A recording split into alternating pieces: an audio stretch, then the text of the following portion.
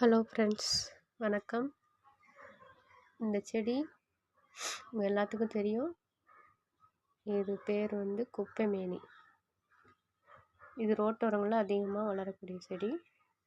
மருத்துவ குணம் மிக்கது. இந்த குப்பைமேனி இலை, மஞ்சள் இரண்டையும் நல்லா அரைச்சி, இந்த ஒருத்தவங்களுக்கு சொறி, அரிப்பு இதெல்லாம் இருக்கும் இல்லையா, அவங்களுக்கு இது ஒரு நல்ல அருமருந்தாக பயன்படும்.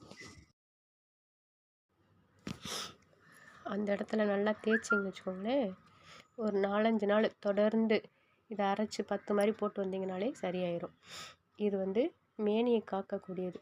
குப்பையில் வளர்கிறதுனால குப்பை மேனி நல்ல ஒரு அருமையான மருந்து. எல்லோரும் பயன்படுத்தி பாருங்கள்.